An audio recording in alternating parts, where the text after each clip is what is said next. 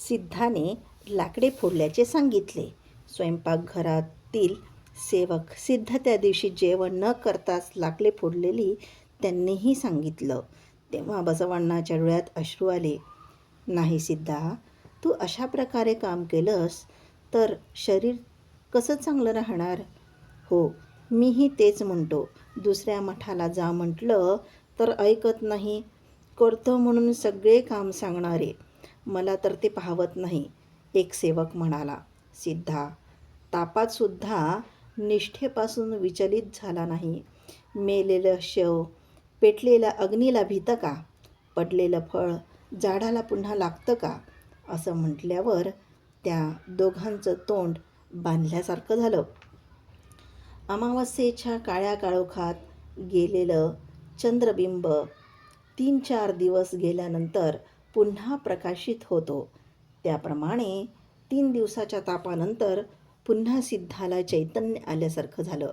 सिद्धाला पहिल्यासारखंच काम. घाण्यात टाकलेल्या तिळाचं तेल पडतं तरी त्या घाणा चालवणाऱ्या माणसाचं लक्ष तिकडेच असते. तिळाची पेंड उडते, पात्रात तेल पडते.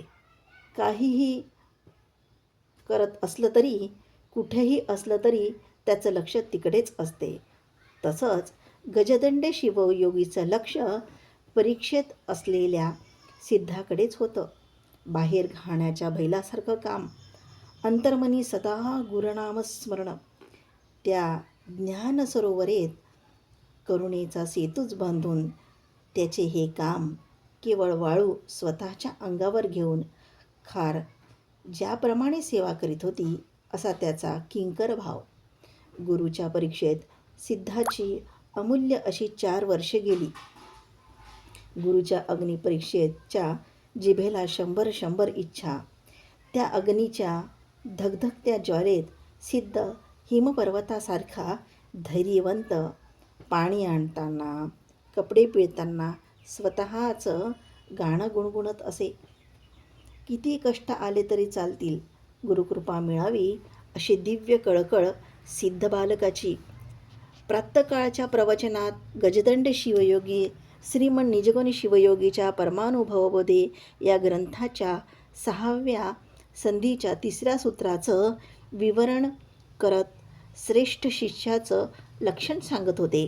गुरुभक्ती, निरहंकार, निरपेक्षता, सहनशीलता, इंद्रियांची अनुकूलता, सुस्थिर बुद्धी, परहित, अचलित शांती, शुची, धैर्य, अविकारी, परमविरक्ती, मृदुवाणी, सात्विकता, मदमत्सरादिरहित. गुरुदेव शास्त्र, गुरुदेव तीर्थ, गुरुबंधू बांधव असं गुरुचरणावर सर्व समर्पण करणारा श्रेष्ठ शिष्य असं प्रत्येक सूत्राचे विश्लेषण करून उकलून सांगत होते. तसंच अशिष्याचेही लक्षण सांगत होते.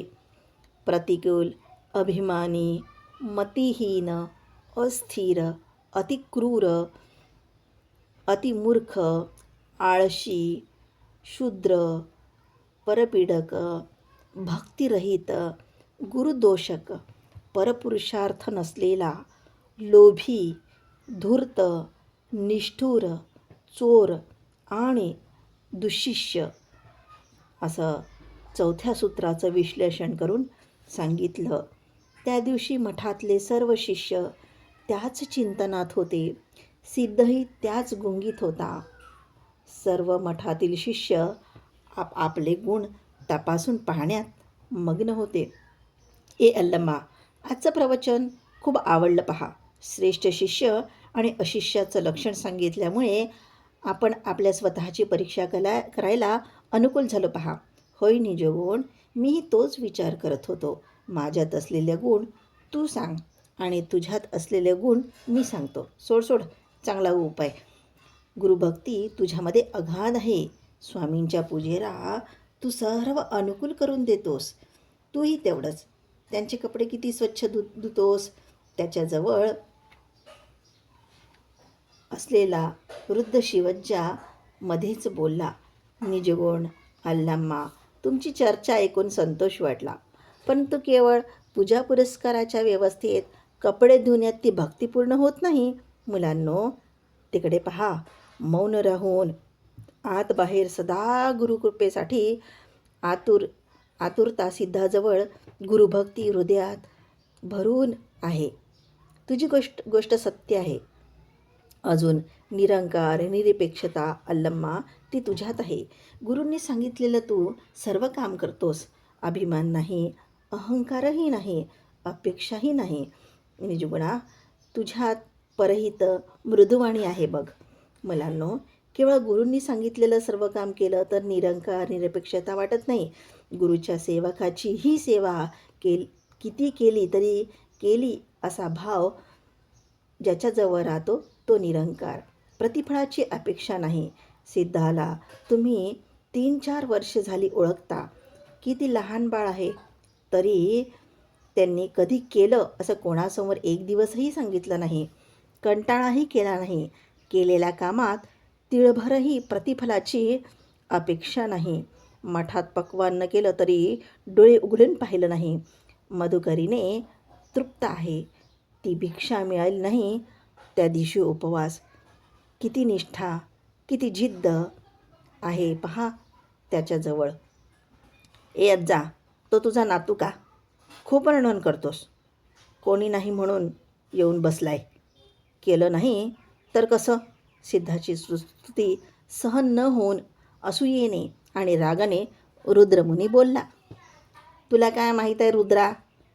खबरगेडीच्या हातात खोबरं दिलं तर आत ठेवून रात्री हुडकतो. त्याप्रमाणे तुला काय माहीत होतं म्हणून बोललास तू? नाही, त्याची सहनशक्ती किती. राशी राशी लाकडे फोडलेले सिद्धबाळ हातावर फोड आले तरी एकासमोरही सांगितलं नाही. दुसऱ्याला सहाय्य करायचं तर त्याला दूध पिल्यासारखी हौस. मदमत्सर तर त्याच्याजवळ नाहीच पहा. तुझी गोष्ट बरोबर आहे अज्जा. अल्लम्मा निजगुणाला म्हणाला. सोड. त्यांनी सांगितलं तर हो म्हटलं तर झालं काय? त्या धोब्याच्या गाढवाला राहतं ना, तेच वर शिष्याला म्हटल्यासारखं. वर शिष्य म्हणजे सामान्य समजले का? भूत लागल्यासारखं कोपऱ्यात बसतो तो. शास्त्राचा गंध तर माहीत आहे का त्याला? ए रुद्रा, जे आहे ते सांगितलं तर तुला काय एवढा राग? भूत लागल्यासारखं बसतो म्हणतो, तो भूत काढतो रे भूता. शेवटच्या सिद्धाबद्दल एवढा आत्मविश्वासाने म्हटल्यावर रुद्रमुनी जास्तच क्रोधित झाला. सोड, जाऊ दे. आपापलं अंतःकरण आम्ही पाहिलं तर तू मध्येच आला, असं म्हणून निजगुणाने तो विषय तिथेच संपवला. सिद्ध या सगळ्याची पर्वा न करता कार्यमग्न झाला होता. कामामध्येच कैलास पाहिला. प्रत्येक कामात श्रद्धा, सहनशीलता, एकाग्रता एवढंच नाही तर समाधीला विघ्न न येता सर्व काम. कैलास सुखापेक्षाही समाधी सुख कितीतरी पटीने श्रेष्ठ. फुंकणीने फुंकून अग्नी प्रज्वलित केल्यासारखा गुरुच्या कृपारूपी अग्नीत प्रज्वलित झाला. दोष काढलेल्या शुद्ध सोन्यासारखं स्वतःमध्ये स्वतःच राहण्याची आणि मुक्त होणाऱ्याच्या गोष्टी वेगळ्या, पण स्वतःसाठी राहणाऱ्या जीवच बंधन सोडवायचं तर अनुपम अद्वितीय अगाध शक्ती पाहिजे. ते साधंसुद्धा काम नाही. ते आत्मबळाने साध्य होते. स्वतः कष्ट करून दुसऱ्याला गोड संतोष, शाश्वत सुख देणारी कला आत्मज्ञानीलाच दुसऱ्याला येणार नाही. कोटी लोकांना सांभाळणं सामान्य का? असा शिष्य मिळणं दैवी कार्य, महत्कार्य. श्री गजदंड शिवयोगीवर पडलेली जबाबदारी होती. म्हणूनच सिद्धाला पाहून उतू चाललेल्या प्रेमाला थांबवलं. प्रेमाचा बांध घातला.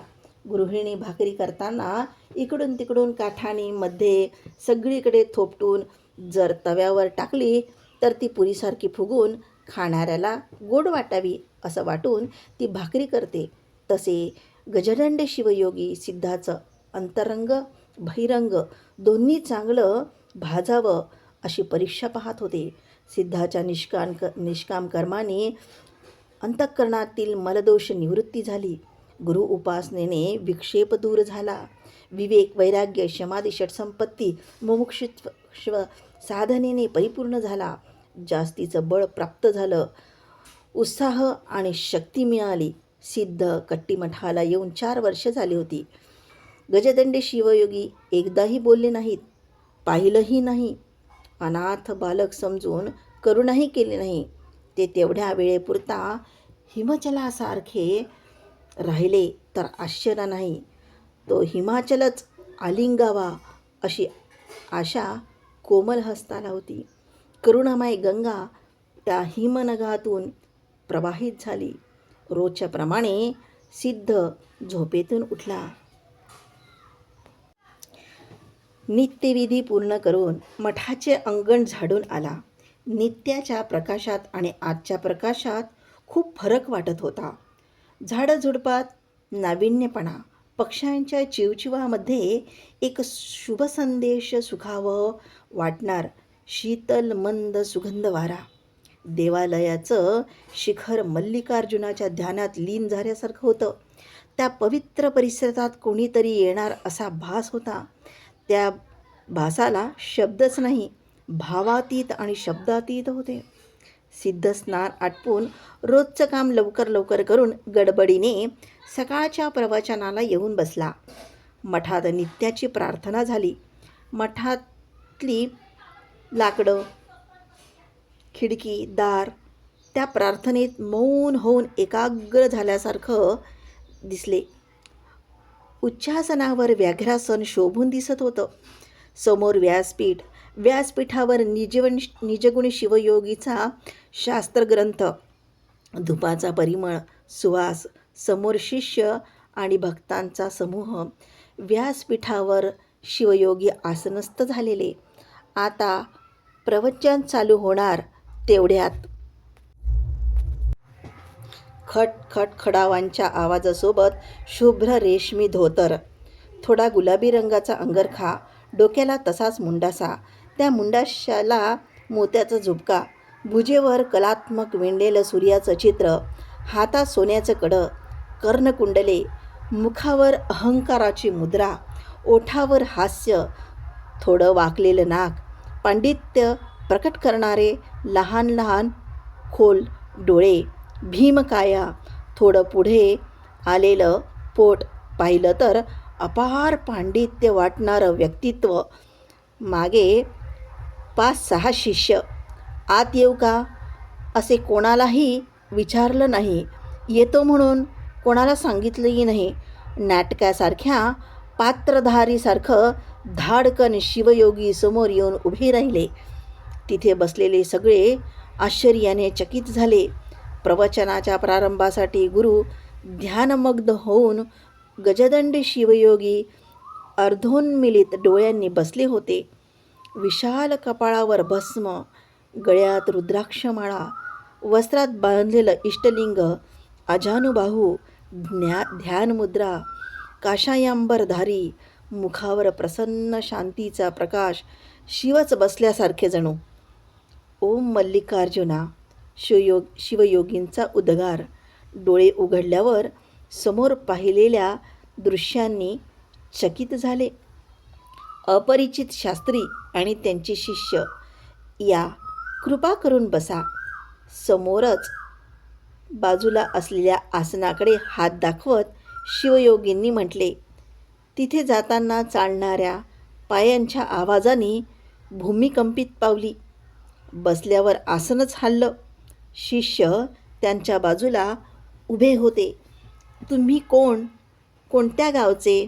शांत मृदू भाषेत शिवयोगींनी शास्त्रीला विचारले. आम्ही सुरपूर संस्थानाचे विद्वान. नाव सुब्बय्या शास्त्री. शास्त्री गर्वाने भुवया वर करत पाय हालवत सांगितले. शिवयोगी समोर त्याचं वर्तन पाहून शिवज्जा आतच क्रोधित झाला. अल्लामा निजगुणाचा तर क्रोध दिसूनच आला. त्याच्या असभ्य वागण्याला लक्ष न देता निर्विकार चित्ताने शिवयोगींनी विचारलं. आपण येण्याचं कारण विचारलं तर चालेल का? तेच, आपण ब्रह्मज्ञानी असं ऐकलं. तुमच्यासोबत वादविवाद करावा म्हणून आलो. परंतु ब्रह्मज्ञान वादाचा विषय नाही, तो वादाला अतीत आहे. त्यांचं शांत उत्तर. हा चुकवाचुकवीचा उपाय नको मला.